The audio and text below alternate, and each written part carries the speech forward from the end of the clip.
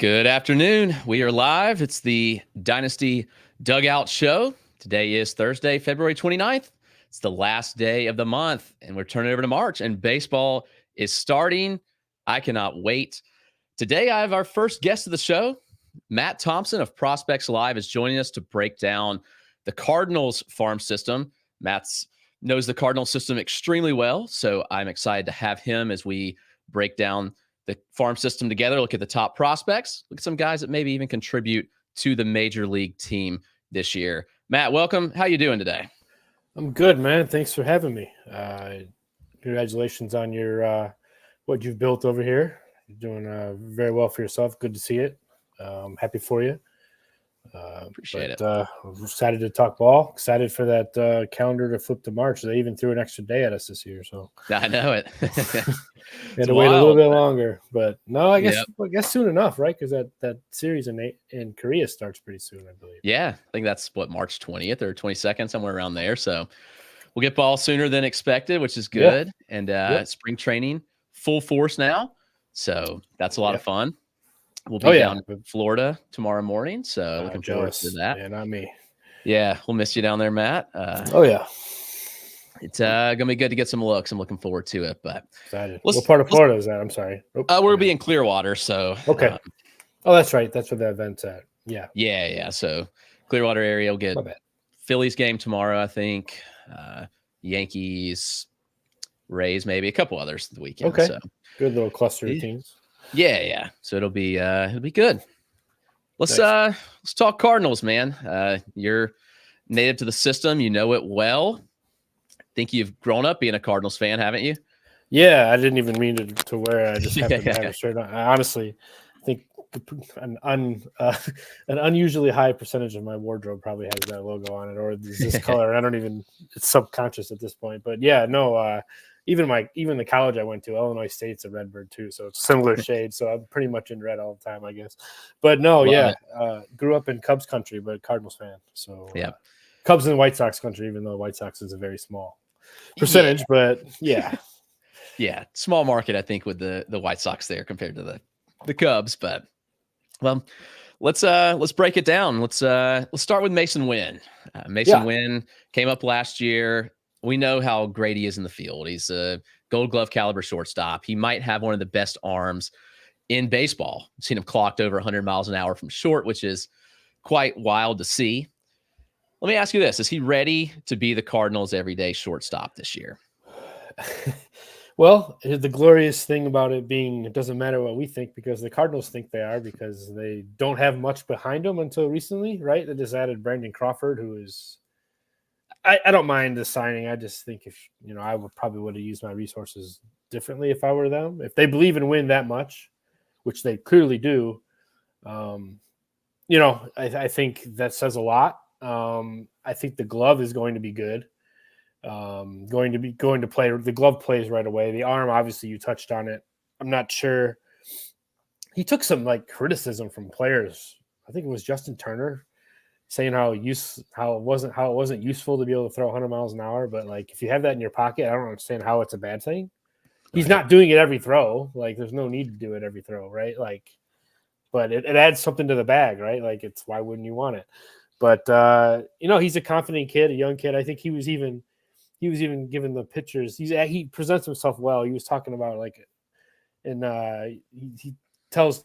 he wants the pitchers to be more confident that he's there playing behind him, and he also told them that if they don't throw the ball, he can take their job too because he used to be a two-way player. So it's just fun listening to the attitude and the personality there. But no, I think the little question about Mason Wynn might be the offense, if anything. He's a lean frame. He's got some projection there. Makes good contact, and it was 90% in zone contact. So, obviously, that's a skill that you build on. And I think he's a guy that is going to exceed power projections just because of as he matures and as he gets stronger and more physical. I think he's going to exceed his, quote unquote suspected power grades because the high percentage of contact that he makes. He does, expand out of the zone right now, but I take that as being a young hitter. I don't think that's anything to worry about. I mean, he's 22 years old pretty soon. It already played in the big leagues. He's going to evolve as a hitter. So I think if you're nitpicking and chasing, I think that's fine, but I think he's going to correct that. But the swing decisions right now, like I said, are the glaring thing. But like I said, I kind of dropped it. I don't know if you were able to pick up the conversation, but the contact rates are stellar, in zone contact especially. And I think when he does pull the ball, he hits a good percentage of balls in the air. So I think he could grow into I don't like comps because I think they're kind of crazy, but I don't see any reason he can't be a 20-25 homer shortstop in his peak years, because the way he pulls the ball and lifts the ball is kind of similar to Willie Adames and Dansby Swanson, how they do it. They get the most out of their contact. And I think he's going to be one of those players. He's just so young. It's hard to project it out, but that's kind of what you have to do. But I think he's going to be a well-rounded, all-around shortstop. And two elite tools with the arm, obviously being 80 grade. And I put 70 for run. And obviously I think he's going to be a plus glove if he's not already. So that's 3+ tools in the bag. And I think the offense could be league average. That's a fantastic player. 100%. Yeah. Sorry if you saw me slip away, my internet just cut out. All good. I've been doing this long enough. I know just to keep going. So it's all good. Yeah, I appreciate that. Yeah. I don't know what happened, but it started spinning and the internet went out, and Matt kept the conversation rolling. So yeah, appreciate that. Yeah, Mason Wynn's certainly one. I think that it's going to be well-rounded. He's so young, as you mentioned. I think that what he's done at his age is rather impressive, and the power speed potential with those contact skills for fantasy, very, very valuable there. Let's talk a little Tink Hence. 10th youngest player. He was the 10th youngest player to play in the majors last year. So there's some context. He's younger than the average AA player. So take that. And he's, so he's got major league skills. I'm excited for Wynn. Yes, he is going to be a really good player. And I think the Cardinals, like you said, are confident here and be with him opening day. So Tink Hence, fun arm.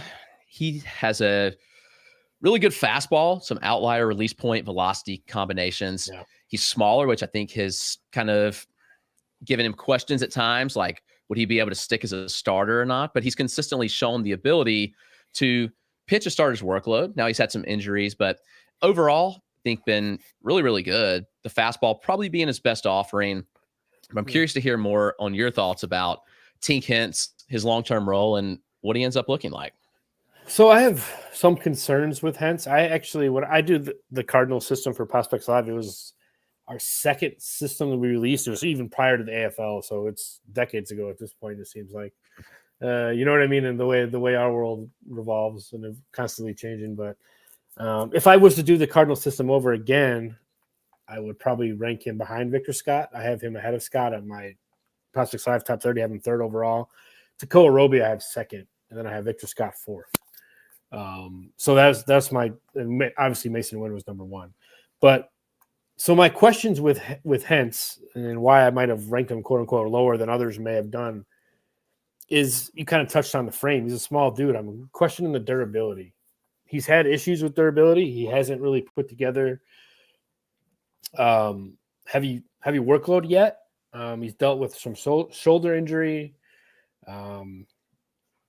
Trying to figure out I know last year he pitched through a finger issue, which they didn't really announce, but that kind of was responsible for the second half struggles. He couldn't get a feel for the breaking ball. He kind of blended his slider and his curveball together a little bit in the second half of the year last year. And that, I think, having a finger issue on your throwing hand could definitely be an issue for that. Not saying that's the reason, but obviously you know how important fingers are in throwing a breaking ball and finger pressure and grip. So it's hard to say that wouldn't bother somebody. But I'm glad to see he pitched through it. But he's a guy, and I know this gets said a lot, but I really don't care what the performance level is this year. I just want to see 150 innings, 130, 140, 150 innings, because I think that's the most important thing. This spring, he's already made. I know he's pitched once. He pitched in Houston, 95, 97, touched 98 in that outing with some life on the fastball. So it was a strong pitch. The breaking ball looked crisp, and everything looked good. I think his best secondary is actually his changeup, though. The way that has some tumble and and plays well off the arsenal. Excellent arm side fade and good separation off the fastball. Two distinct breaking balls, but they do blend together. Like I said, the slider is kind of a flatter version of his curveball, obviously thrown harder. But hence for me right now, I've heard a lot of rumblings of maybe coming up this year. If everything goes well and pitching multi-inning relief kind of role, I wouldn't look at him to be a starter at the big league level this year. I do think long-term, that's definitely the goal. But there's always some risk with that because if you perform really well in a short stint, like you could kind of pigeonhole yourself into that kind of future role as that, which I guess is a first world problem because it means obviously you're a good major league pitcher, right? But so he needs to get there first. But it's just continued health, continued durability, and he's got the stuff. It's just honestly, I need to see the innings build up. I don't know what your thoughts are. I know we saw Hence in the AFL 2 years ago. So I don't know what your thoughts are, but curious to see other people's outside thoughts because I kind of live in this little bubble here. So, yeah, no, I share the similar concerns with the frame and the durability. Like that's always kind of been my big thing with Hintz. The stuff has looked really good. I think the Arsenal has potential for him to be a mid-rotation starter, but it's really just the durability. And you're right. I think that if we see him throw 150 innings, man, that'd be incredible. I'd say if he gets give me the last 20 in the big leagues. Give me the last 20 in the big leagues out of the bullpen. That's the ideal situation for me because I mean he's more than ready by the end of the year. Penny pitches a full season, so I think that could be a real possibility. But I think the fastball might be, I think it's plus pitch, maybe even better. It's got some really unique traits on it. Like I don't know. I look at the secondaries and I think they're pretty solid as well. It's just ultimately, can he pitch a starter's workload? And does he fill out the framing? Is he still he's probably not growing any taller, but can he fill out a little bit more and just be a little more durable? I'm not sure. I think that's my question. Yeah, I'm not sure he's got that. Because I mean, again, I'm not saying he's Tristan McKenzie, but remember everyone's like, oh, he's going to put on weight. He never did, right? And not to say that's been an issue because Tommy John surgery, I don't think is related to that or whatever he had going on with McKenzie. But there's a good chance he doesn't, right? And he is what he is. He's very long and kind of elastic, like rubbery, he really violent delivery with arm action wise and stuff. Tough finish and stuff, but it's all durability. I hate being a cop out, but and the one thing I guess I am concerned about, there's really no plus secondary pitch, but I mean that can change. Again, I'm more worried about because if he can prove to me that he can throw 130, 140 innings, I mean he's a number 4 starter ready to go. That's not a bad outcome. He might not be the elite ace people are hoping for, but I'll take that. He's got swing and miss properties that the rest of the staff really doesn't have. They kind of lack swing and miss, and he can bring that to the table. Yeah, for sure. Let's segue into the next guy. Pitcher you said you have ranked higher than Tink, and I think I'm almost there at this point. I still have some durability questions about this guy too, but Tekoa Roby has really good stuff, a good 4-pitch mix. He's got really solid command control, and he looked rather good in the looks in the AFL this past year. Yeah. And I'm curious to hear your thoughts. You said you have number 2 in the system, correct? Yeah, if I got to redo it, he'd probably be 3 behind Scott. But I'd still have him above Hentz, I think. But they're right there. But now he's got a little back issue, which I'm not worried about right now. I'm not worried about anything beginning of spring that causes you to miss time. He's not going to break camp. That's never been a question. So minor league season starts even later. So I'm not concerned at all. They said if it was a regular game, he probably would have pitched. No reason to push him now. But he did miss the start with a back injury already this spring, if people weren't aware. But so this is quote unquote what they look like, right? From a pitcher standpoint, the big Texas prep guy, Texas prep kid, big broad shoulders, strong, durable frame. That's kind of the main reason why I have him over Hentz is I think the fastballs are comparable from a velocity standpoint. But I like Roby's build. I'm more confident in him to stay healthy, even though he hasn't. Neither Hentz or Roby has ever had surgery, by the way. So that's also a positive thing. But they've also had their share of, shoulder and back things. And even when the Cardinals traded for Roby in the Montgomery trade last year, he was rehabbing from a shoulder injury. So he really wasn't officially throwing. The Cardinals got some good reports on his rehab in Arizona and got him included in that trade, which I think is a good deal for them. That's what it looks so far. I'm a big fan of Roby. I think he's got, similar upside to Tink, and I think everything can be a number 2-ish if it works, but that's kind of betting on a lot. It's 92, 97 with some carry on the fastball. Again, like Tink Hence, he has some issues with, holding and velocity. Like he tapers down to about 93, 94 later in his starts. From what I've been able to source, big power curveball, which I'm a sucker for that pitch. Low 80 slider gives him a nice east-west look, and he also has a nice changeup. I think he's got a potential to have 3 above-average pitches, which is also something that I think I'm not sure Hence does. Hence might have 2 above-average pitchers and maybe 3 average. I think Roby has a chance to have 3 above average, which I know I'm splitting hairs, but that's what we're doing. We're talking about how close they were anyways, right? So I think, again, he's another guy. If I can get 120, 130 innings out of him, I'll be ecstatic. Give me that, because the strikeouts and the results will take care of himself if he's healthy and durable. And I think those are the 2 biggest questions for both of these guys, is just going out there and taking the ball every week in the minor leagues, right? Take it once a week and go and see what you can do. And I'm aggressive on both of these guys, as I think they have what the Cardinals lack, a lot of swing and miss. I think they naturally can provide upside to the staff. And if they are both healthy at the end of the season and have kind of put together a decent season, I don't see any reason why both of them are not with the big club. Probably not in a fantasy relevant kind of role, but with the big club toward the end of the year, because they can provide electricity out of the bullpen at the very least, right? So that's where I'm at with those 2 guys. Yeah, I do like both. I like Roby a lot. So a little more confident in his frame. Sticking in as a starter long term, being hopefully a more durable starter, even though he's had the injury concerns. I do think the profile in the arsenal is really solid. So I'm excited to see what Roby can do this year. Hopefully healthy. Yeah, that trade looks really, really good. And we'll talk about the other guy that came over in that deal. But yeah, I thought the Cardinals knocked that deal out of the park. But let's talk Victor Scott, who we also saw in the AFL last year and is one of the buzziest names from like the end of last minor league season to now. Probably Victor Scott. I mean, he has flown up significantly. He looks like that he may spend some time in the majors this year. And I know there is some opportunity, but there's not. But I like Scott a lot. I'm curious to hear your thoughts on Victor Scott. Good players make their own opportunities, and I think he's in the realm of that. I'm not counting on him this year, but I really do think he offers a lot of skills that they currently don't have on the roster. They really lack a true center fielder.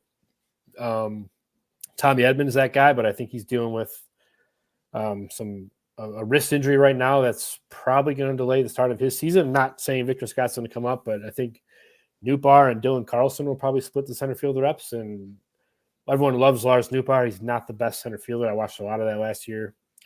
He's fine, but like you're not going to commit to a lot. Carlson's actually a better outfielder, but the bat for Carlson has been a struggle. So like there's an avenue for Victor Scott, but I think if anything with Victor Scott, it's going to happen later in the year, if at all. I'm not anticipating it. Like I think he has some work to do in the minor leagues as far as his entire game, really, because I mean he's still relatively inexperienced, but like I understand the comp because it's like Asturi Ruiz from a fantasy sense, like his ability to steal bases. I mean, we watched that. I won that Paul Stars at the AFL game because of Victor Scott. I don't know why he was still around at my draft pick, but I got him, and he's although you remember all those stolen bases and he had the extra base hit and everything. Like, I mean, and then like the thing that sticks out to me from the AFL too. I don't know if you were at this game or not. He got hit in the knee with a pitch, and then it was like the couple minute delay because he was trying to figure out if he could still walk or not or everything. And then next pitch he steals second, next pitch steals third. It was hilarious. That's wild. But like he's just such an impactful player, and speed can impact the game on both sides of the ball for him. We also did see in the Arizona Fall League he misplayed a ball in center field that led to an inside the park home run. Right, we saw that at Scottsdale because he cut that sharp angle instead of playing it safe, which in a regular game I'm sure he would have. But it's AFL. Take chances, take risks, show what you can do. Ball got by him, ended up as an inside the park home run, but like it is everything that he is. But like, so Scott, from a fantasy standpoint, could be like an Esteury Ruiz, but I actually think he's a better bat too. Like I think he's an excellent bunter too, which is an underrated aspect of his game. I know bunts are out right now, but not if you're like Scott. I think if you're Victor Scott, you can, and it's part of your arsenal, part of your tool belt. He's so good at it. He bunts a lot, which is another thing. When you get that exit velocity data and you're looking at Victor Scott, you have to filter out the bunts because it's a sizable portion of what he does. So you look at the numbers, you're like, okay, that doesn't really. It's more impressive than you think. I think it's like a 12 to 15 homer guy, I think, at the end of the day. But like the exit velocity data is even longer, even bigger than that. He doesn't elevate a lot, which is good. I don't really want him to with his game. So it's going to play down, but you also have to filter out. He's a massive bunter. Like he bunts, especially against lefties, like a lot. He will try to put it down and use his speed to get on base. And of course, those are registered as a batted ball. So you have to use your eyes and not just looking at spreadsheets and figure out, okay, like Victor Scott can do this and this. I do think he's a big league caliber defender in center field right now. I do think he's an elite top of the scale runner.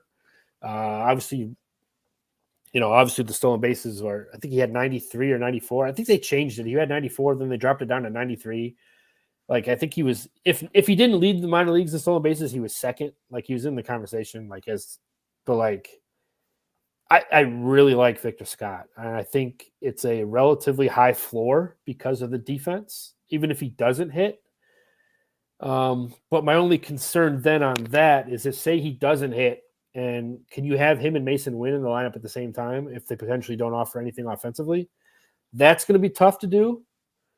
So that's something you kind of have to hope, which I think Wynn will hit. But if Mason Wynn doesn't hit right away out of the gate, can you play both these guys every day in an offense now with a DH like that? I don't know, right? Because that'd be a tough thing to do. But Scott, as a standalone player, I think we could see him at late in the season. But I would expect to see him in 2025. He's going to get a lot of run this spring with the big club, which they tend to do that. They caddy their guys together. Bader and DeYoung played every game together. Garcia and Rosarena played. They introduce young guys together and then bring them in waves. And you're going to see Scott and Sajaci playing a lot this spring with the Major League Club, and it's well deserved. And it's not an accident because they want to see how he's going to look with these guys. But Scott's fun. He's going to be your grandpa's favorite player just because he's the old school Vince Coleman type guy. They all love that era of baseball, and especially with the Cardinals have a rich history of that. And he's going to pick up that torch and be the next guy. But Scott's very, very fun. I don't want to rush him because I think he can be a special player. But if the need arises, if you need a defensive center fielder, I would not hesitate putting him in there if you needed it. Yeah, he's a really fun bat. Really enjoyed watching him. And you're right. I think the power's there more than people think. He generates a lot of explosiveness in that lower half, and he can really turn on the ball. We saw it several times. I think we saw one in Scottsdale where he just really turned on it and put some power into it. So the exit velocities, you take out the bunts, they begin to look pretty good. I think he hit one like 105.6 yesterday or something like that. Maybe that was on Tuesday. But yeah, he can hit. Like he's got the better bat than Esteury Ruiz. Yeah, he's got some power, and he's going to be an elite stolen base threat. Like, I think this is the kind of asset that dynasty managers should want to invest in, because that kind of speed doesn't come with a good bat and some decent power, very often. Yeah, I was trying to slot him in. We just did our top 500 at Prospects Live. He's a tough player to rank from a fantasy standpoint for me. I think I put him. I'm kind of putting you on the spot here. I put him personally, like, I want to say he was like 65 on my top 100. Where do you have him? I have him 64, actually. So okay, so there. We're very similar then. Okay, because he's a hard player to value because there's a lot of intent. Like, it's his immediate impact is going to be defensively before it's offensively. But even if he's playing defense every day, he's still going to be in the lineup. And if he gets on base, which he has a decent approach, he doesn't chase a ton. Like, he has good sense of what the strike zone is. So if he gets on base, that's a weapon automatically. Like, it's going to be unique to draft him in fantasy, but like, he's a top 100 pick in like potentially 2 years if he's out, because he's he's like Assyria Reese is a top 100 pick, and he cannot hit. Like Scott is significantly better than that offensively. Yep, 100% there. So yeah, I agree. He's tougher for fantasy because he's definitely a glove first, but I think the bat pretty sneaky good. So yeah, another bat I want to talk, and I know he's technically graduated in some spots, but Ivan Herrera, he really caught my eye when I was doing some evaluation this offseason. And I was like, okay, like the numbers on the stat line don't really pop off. Then the underlying data, I was like, man, this guy did some really good things last year. So Herrera was impressive. Then the Winter League, he dominated, and he's looked pretty solid so far this spring. It seems like he may get some run behind the plate with the Cardinals this year. And so I know we've talked a little bit about this. I'm curious to hear what you think. Yeah, so I've been telling everybody that'll listen to me.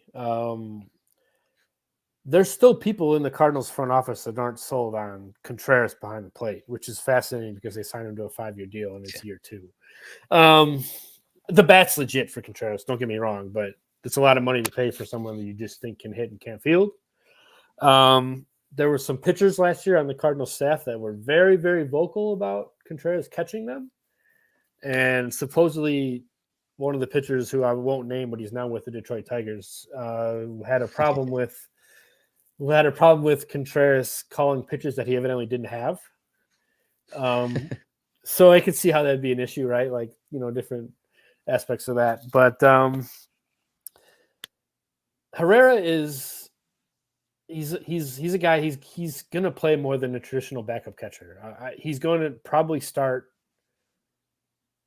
2 or 3 days a week, I think, behind the plate, which I think while doing that is also going to be a boon on Wilson Contreras' fantasy value, because then he's going to DH and he's still going to play.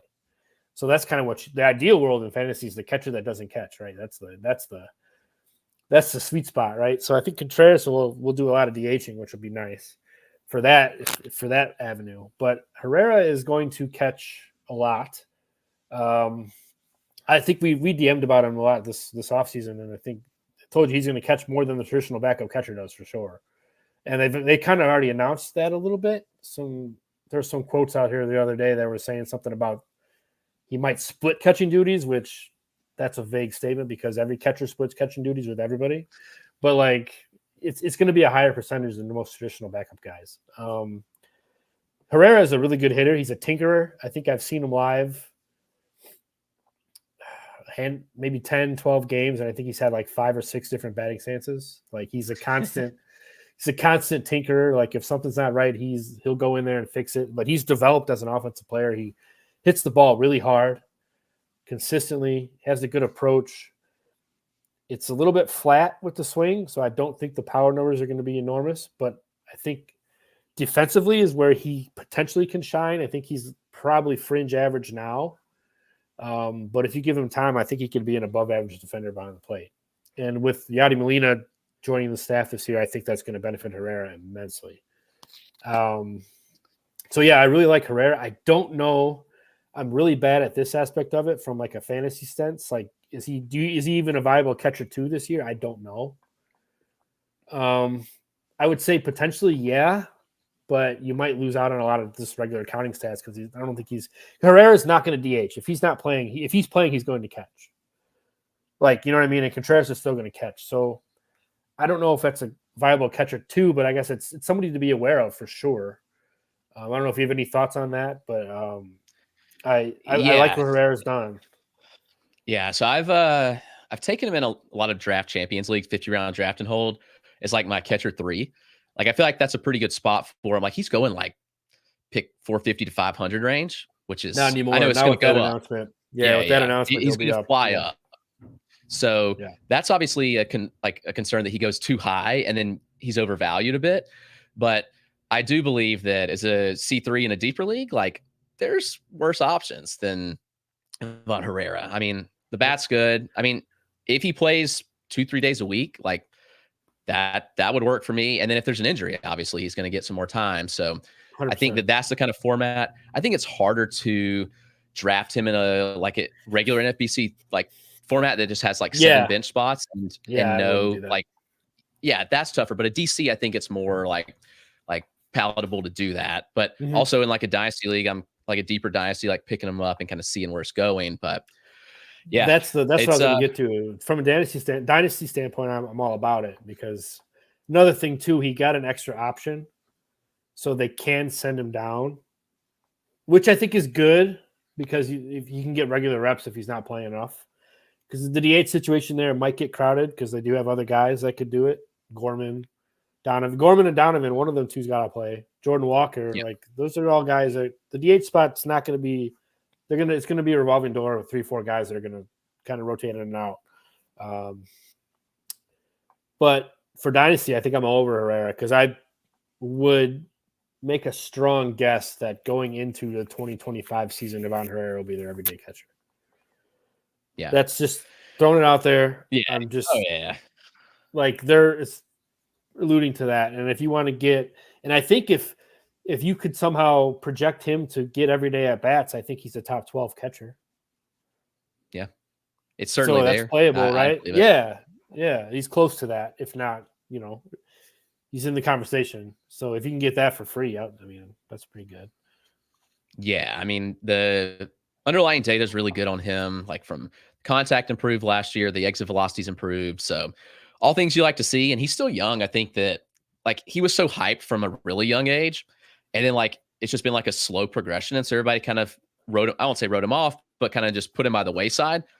And now it seems like he's back, and not back, but he's ready to go, and he's still young, and a dude that's still developing. So I'm excited to see what Herrera can do this year, but he's a fun name. This guy, Cooper Jerpy. He's incredibly unique. Yeah. He struggled with injuries. The velo is lower for the fastball, but it's a very unique fastball from a release point, like some outlier traits on it. Saw him pitch in Fall Stars, which, he was a lot of fun to see. And then we saw him the other day, and he looked pretty good in a small sample. And so I'm curious to see what your thoughts are with Jerpy. Is he a starter long-term, and can he make this profile work? So this kind of speaks to the disconnect with the organization a little bit. What Cooper Jerpy is. Nothing about him is surprising. Like, watching him pitch, right? Like, it's the same guy that he was at Oregon State. Like, they drafted him, and then they altered the fastball shape, which I don't understand why. I mean, he was a very successful college pitcher. Like, I don't understand why. Maybe that was something that just naturally happened. Maybe it wasn't the team's direction. So I don't know all the ins and outs, but something changed with the fastball, clearly. But it looked like, and I'm very on Twitter. I'm the anti, what's the word I'm looking for? People post screenshots of velocity on February 28th. I could care less, because pitchers are not coming out. I promise you, you do not want your pitchers at max effort right now, pumping. You do not want them setting personal career highs on velocity right now. You do not want that to happen. I promise you don't. But Jerpy is one of the guys that I was curious to see the velocity numbers, because he dealt with injuries last year. AFL, he was like 88 to 90. And he pretty much was a lot for Peoria last year. But this year, albeit it was an inning sample, maybe 2, I don't remember. I think it was 2 innings. But he was 90-92. It's a dramatic difference for what his fastball does. So that's a huge thing. If he can find those extra couple ticks, he did touch up to 94 last year, but that was earlier in the year, I think, when he was healthy. So that looks to be back. So if the velocity's back, I'm all about that. But it's going to be fastball, cutter, slider, pretty much for Jerpy. He's not really going to be. He has a curveball, but it's fringy. With his release, it's really hard to get on top of it and have a curveball. So I don't anticipate much there, but a slider and his changeup can be really good. Changeup is going to be a weapon. The slider and cutter kind of blend together a little bit. The lazy comparison is Chris Sale, because the deliveries kind of make sense. The build is similar, but Sale has more velocity on the fastball. But Jerpy, he's got that little arm lag with the wrist that creates natural deception with really good flexibility in the delivery, gets really good extension, has a low release point because of the extension and the height and the frame. It's totally unique look. Like, I think you don't want to draft a first round pick for this reason, but like, if it doesn't work as a starter, like I'm pretty confident he can be like a nasty lefty reliever, like an Aaron Bummer, like just destroy left-handers out of the bullpen. Like, because the way he pitches is unorthodox. But you don't draft somebody that high to do that. You draft somebody that high because you believe in what they can do. You want to keep him as a starter, which there's no reason to move him off of that yet. I'm excited to see. If I had a quote-unquote guy to watch this year, guy I was most interested in the system so far that we talked about, to see what they do, it's him, because there's so many variants. He was hurt last year. Healthy, didn't look like the same guy. Now I hope potentially maybe he's looking good. So I want to see what he can do. Yeah, he's very unique, very deceptive. And I was encouraged by that velocity. I know it's a small sample, but I thought that was very encouraging, especially for a guy like him who, like you mentioned, we saw him in the AFL. It was 88 to 90. And then you see him take that big step forward. Let's hope that sticks over longer outings. Yeah. That would be highly encouraging to see out of him. So that's fun. When you're looking at pitcher's velocity, like you can't just go across the board and look at who's up and who's down. Each one is a case specific thing. Like you need to put context behind this velocity. Like with Jerpy, it was very encouraging to see him up because that's where he was at. And then he wasn't, and now he's back there. So that's huge. Like now, I think he's a guy that could potentially add velocity with the way his frame is. So hopefully we start to see a little bit of that. But he's another guy with durability issues. We feel like we're on repeat on that. But like that's the big thing. If he can give me, 100 and 120 innings, perfect. I want to see what he can do. Because I do think he's a starter. 10 years ago, 15 years ago, he's automatically in the bullpen because of how he pitches. Like there's no question. Like they don't even mess with it. And some organizations would probably still do that, but at least I do credit the Cardinals for being open-minded enough to keep him as a starter, because if you watch him pitch, you're like, if you've never seen him before, it's a little bit jarring. Like it's like, because it's so different and so unique. But no, I like him a lot. I think he can be an SP4, and I think that's a very valuable player. He needs some work to do, but I think he can get there. Yeah. He'll be fun to see what he does this year. That's for sure. This guy who I'm really interested to see, and that's Chase Davis, who Chase Davis was like a roller coaster ride where when some of the college data came out, everybody's like, oh my gosh. And he was like riding a high. Everybody was like, oh, this guy's going to be complete stud. The Cardinals got a steal. And then like his performance in pro ball was fine, but it wasn't what people expected. So then people kind of like feel like they jumped off the bandwagon really quick. Yeah, personally, really quick. I still like Chase Davis, and I think that he's going to rebound this year and be in for a solid season. But I'm curious to hear your take on Davis. Where's the middle ground here? Because we've seen both extremes now with people's value of him over the last 6 months, but I still like him a good bit. So I'm going to put the positive spin on it. Shocking, I'm a Cardinals fan, but I'll put the positive spin on it and say that I'm very encouraged with what he did while he struggled. Right, he struggled offensively in a tough place to hit. Jupiter, Florida is not. I want to say it's in the top 10 of most favorable pitcher parks in the minor leagues. Don't quote me on the number, but it's got to be up there somewhere. But what I mean by that is he struggled, didn't hit for power, but he still was disciplined. Still showed a really good approach. Didn't chase, didn't expand the zone much. Like stayed within himself. Was confident in himself that he's going to hit his way out of it, stayed grounded, stayed where he is. And if that's a very impressive thing to me, because he might have never struggled like this ever in his career, like to this point. Yeah. And that might be the first time he's going through those kind of struggles. And there's a 34-game pro ball sample in low A, and he didn't hit at all, really. 45% of his plate appearances resulted in a walk or a strikeout, which is kind of crazy too. But like at the same time, like, he's showing disciplined approach, maybe borderline passive. Maybe that's why some of the strikeouts are inflated, because he's finding himself in 2-strike counts a lot. And so maybe that's something to address and something to watch closely. But like, he's always going to have some swing and miss in the game as it is anyways. But he's just got that appealing swing. Like Carlos Gonzalez is like 2.0 on like the mechanics of everything. Like it's a very pretty left-handed swing. Like, and he controls the zone very well. He's always going to run at probably 25% K rate, but he might hit 25, 30 home runs. And he might post above average OBPs. Like, trying to think of a major league player that's like that right now, but I'm drawing a blank, of course. But like, that's a valuable player. Like that's somebody you want on your team. He's a middle of the order type bat. Yeah, I think he's one that he makes the strikeouts work and he's still valuable, like you mentioned. Yeah.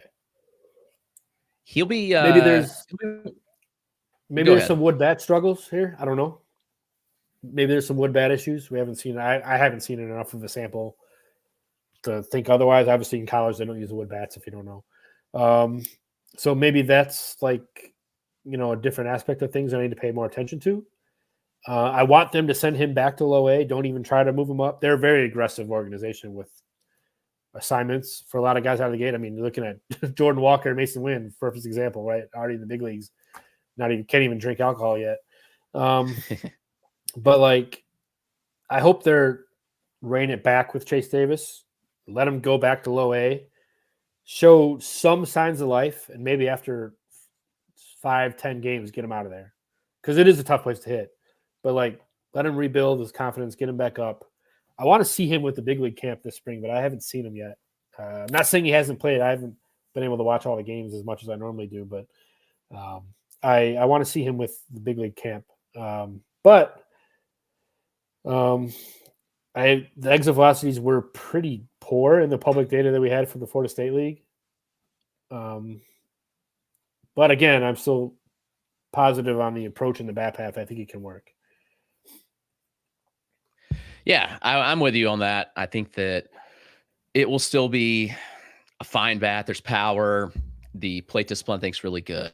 So I think now is a good time to buy Chase Davis actually because of everybody jumped off board. So they did that. They definitely did. I don't blame them because it's what have you done for me lately kind of environment we've created. But I will gladly take the shares on the cheap if I can get them. I think I took him in our Raz 30 league in the FW in a first year player draft. I think I got him like 23 or 24, which I think that's great value all day. Yeah, like that's a competitive league, and I was able to get him at that price, so I'm all about that. For sure. There's one more guy I want to spend a little time on. We can have a couple quick hits, and that's Thomas Sajasi, who was also part of the trade where Tekoa Roby came over to the system. I've come around on Sajasi quite a bit. I kind of all season was just kind of like this is going to fall off eventually because I didn't feel like the data fully supported what he was doing. And the dude just kept hitting. He gets the ball at ideal angles consistently and really gets the most of his power. And he had like a 40% sweet spot rate, which is very impressive, like a big line drive type hitter that puts balls over the fences. And so I'm curious your thoughts on Sajasi. Like I said, I've come around on him. I've moved him up a little bit in my rankings. So I was a little reserved on him for most of last year until really digging in this offseason. Well, typical Cardinals prospect in the fact that he doesn't have a true defensive spot but can hit. Back to the early aughts, like that's their style of player. And it's worked out for him. Like Alan Craig, Matt Carpenter, kind of similar tree of can hit the ball, don't know where he's going to play. And that's kind of Sajasi to his sense. He's a guy that's like you've touched on it. He's blown away past like his tool grades offensively by his performance because, like you said, he has an absolute knack for barreling the baseball. And it's a fascinating study to watch him because it's a quick bat. He plays the angles and he's a really strong bat to ball, and he's got a really high, does a lot of damage on balls he pulls in the air and makes the most out of that type of thing. 93.5% in zone contact percentage. That plays all day. Like that's really strong number for AAA. He does chase a little bit, does expand the zone a little bit, but the exit velocity 106 max and an average of 86. That's fine. It's not great, right? It's there. It's a number, but the key for them is they want him to work at shortstop a lot this year. I guess they're trying to get him to improve enough defensively where he could kind of Paul DeYoung it at shortstop for them for a while. And I think that's what they're going to have him. He's going to play a lot of shortstop, I think, in AAA, which is fine because I think if you can play shortstop, you can play anywhere else on the infield. So I'm good with it. But I think defensively, that's where he's going to have issues. The arm's not overly strong. He's kind of fringy.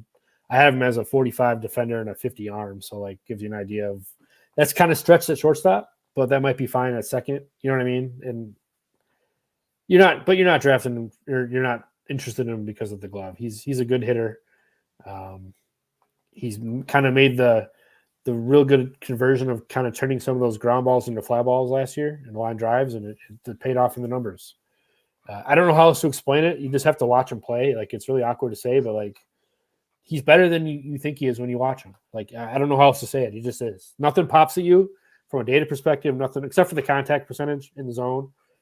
Other than that, it's like, oh, okay, he's got 3 hits today. Okay, wow. Like, you know, it's line drive, boom. Like, not a flashy guy, not a loud guy, it's just there. And I mean that in the nicest way possible. Like, he doesn't stand out in any way when you watch him, which is great. Yeah, it feels like he just is kind of a sum of the parts that does a lot of things well. Not going to be a super flashy type player, but pretty high floor guy that makes contact, that he's just playing the angles well, and he ends up every year with more home runs than we might expect. Right. And so he's really interesting, and I think that the Cardinals pretty much knocked this trade out of the park. Especially if Montgomery wasn't coming back this year anyway. It's like, he doesn't sound like he's interested in coming back anyways. No, I have no clue what's going on there, because it was like, oh, you might be in Boston. Then today I saw no chance in Boston. Like, it's so weird. But for his clients, you know, is what it is. But yeah. Like, so JC and Roby, that's a good deal. They did well. Yeah. But like, he's another guy that your grandpa will love because he wears no batting gloves and he's a gritty grinder guy. That's the JC. Like, you know what I mean? Like, the old school takes. Like, you're gonna see at least 3 articles written on MILB.com about how he doesn't wear batting gloves. You know what I mean? You'll see those type of stories. Which, hey, any interest in minor leagues is good with me, so I'll take it. But anything that we can get promoted about the minors, I will gladly take. Well, we're coming up on the hour mark. Let's talk a couple sleepers or maybe breakouts in the system. Is there a particular guy that maybe not ranked as high for you that you think is going to break out or pop off this year in the Cardinal system? It's a good question. I don't really love the bottom part of the system, if I'm being all that honest. I think there's a lot of major league contributors. I just don't know if there's, like, Cesar Prieto's fine, but like, he's a big leaguer, but like, you know what I mean? Like, he's going to be the big leaguers, big league someday, but like, okay, like, really high contact kind of guy. I guess if I have to pick a sleeper, it might be Travis Honeyman. Yep. Really good fastball hitter, kind of a tweener type. More of a floor than ceiling, but I might be underselling the ceiling a little bit on that. Like, he's been hurt a lot in college. Didn't really get a lot of time to show what he could do at Boston College, and I think he can hit. Kind of fits into that Cardinals mold where they can hit, but you kind of don't know what to do with them kind of aspect. Otherwise, and then I don't know if this counts as a sleeper, but I think Juan Bin Cho, could qualify as that, and I think he kind of has like the Lars Nootbaar skill set, like the on base percentage and the pull side power, and kind of play all 3 spots in the outfield. I think he kind of similar to that. And then like I don't know what to do with Gordon Graceffo. I'm not real high on unless it's Drew Thorpe, because that changeup is fantastic. But other than that, like, fastball changeup righties aren't my thing. And that's what Graceffo is. He throws hard, but it's been inconsistent. He's went up to he's hitting triple digits, I think, a year ago in instructs, and now I don't think he's come close to that again. I think it's mid-90s now, but like, a pair of breaking balls and a changeup, like, it's a back-end starter skill set. Like, I don't know how exciting that is, but like, I think it's a big leaguer again. Like I said, like, I don't know. Zach Showalter is a fun dart throw because the stuff is ridiculous, but I mean, he had an injury last year and don't really know much else what's going on there. Like, probably a reliever, if I had to guess, but like, I don't know. Anybody stand out to you? Yeah, I like Honeyman a decent bit. Like you said, he's had a limited sample, and you know, he played 39 games last year at Boston College, And he was one of just 9 hitters that was drafted out of college that had a zone contact above 90% and a 9th percentile EV above 105. So Okay, I'm that's pretty good. curious to see what he does, like with like regular playing time and health. I think that's the big thing. He's got some decent speed too, but he's kind of aggressive. Cho's one that I wanted to get in as well. I like Cho a lot. I think that, he did some really good things last year. He's pretty unique type player.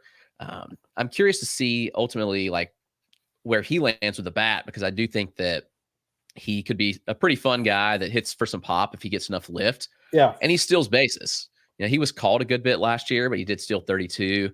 But he is a pretty fast runner, and he can really turn on the ball when he wants to. So I'm curious to see what Wanbin Cho does. I think both of those guys, Honeyman and Cho, I think like if you project out their big league stuff, I think they're like 15-15 type guys. Yeah. With decent on base skills. Like I think that's kind of what you're looking at there. I think Cho maybe has the more power upside, but like I think if the way Cho plays, I think if he really gets into the power, it's really going to be at the expense of the hit tool. And I don't know if that's a trade you want to make. But I think Honeyman's more, obviously he's way different level. He's in college and not international free agent like Cho was, so he's way more polished. And I think Honeyman can actually be legit, like average, above average tools across the board kind of guy. I think Cho, if like I said, if Cho gets that plus power, it's going to drop the hit tool down to probably 40. Or it's going to come at the expense, and I don't know if that's the trade he should make. Right. Yeah, I agree. It's a tough choice which way to go, and I could see it going either way. Showalter, somebody that I liked a lot, last year. Obviously, didn't throw a ton, but he had some injury issues. But he has a pretty unique fastball, like outlier type four-seamer, really low vertical approach angle from low arm slot. It's really tough to pick up on. So yeah, I like Showalter. Maybe he's a reliever. Still has a lot to prove to be a starter, but he's a pretty fun arm. So, and Graceffo, like you said, fantasy arm. Showalter's the fantasy arm to roster in Dynasty out of this group though, because you could shoot for the moon with him, and if he turns into a Gordon Graceffo, then you just cut him and pick up Gordon Graceffo, who's already kind of, you know what I mean, on the cusp of the big leagues, right? Like, I know that sounds harsh, but you know what I'm saying. Like, he's a guy you take a shot on because, like, he has a chance. He's not going to be an SP5. I promise you, Showalter will not be an SP5. He's either going to be an SP2 or a closer or nothing. Like, you know what I mean? So take the shot, take the risk, take the gamble on someone like that. Don't draft Drew Rom. Take Showalter. You know what I mean? Don't do that. Yeah, definitely. Well, that was a lot of fun. I appreciate you taking the time, Matt, to have some detailed breakdowns. You're as in depth on the Cardinal system as anybody, so it was definitely good to have you on and chat. Thank you. Anything you want to plug that's going on at Prospects Live that the people should be checking out? Yeah, we're still doing our thing over on the Patreon. Obviously excited for the season to start. Reese White out here killing the daily sheet for spring training with prospects, so it's been a enjoyable read. He's much more creative than I am, and I it's just fun reading the some of the sayings and phrases he puts in the daily sheet. It's a little comedy mixed in with the prospect coverage. But no, other than that, man, I'm just trying to watch as much baseball as I can. Drafted in TGFBI, kind of trying to keep everything together on that aspect. But big things coming for Prospects Live. We're working on a lot of things behind the scenes. Might be coming at you from a couple different ways next year as we figure out the plan, as we get our situation loaded up. And obviously our draft team has been killing it over there too. I think if you're not subscribed to the Dynasty Dugout and Prospects Live Patreon, you're doing yourself a disservice. So I think if you're a fantasy player, you should be on both of those platforms. Yep, definitely go check out Prospects Live, all the great work that they are doing. A lot of good stuff, especially college draft coverage. Like I said, they've been killing it there. Tyler Jennings been at the park putting some great stuff out, as well as their draft team. Absolutely. And everything they're doing is great. So check that out and support their work. This has been another edition of the Dynasty Dugout Show from Matt Thompson and Chris Clegg. Have a good day.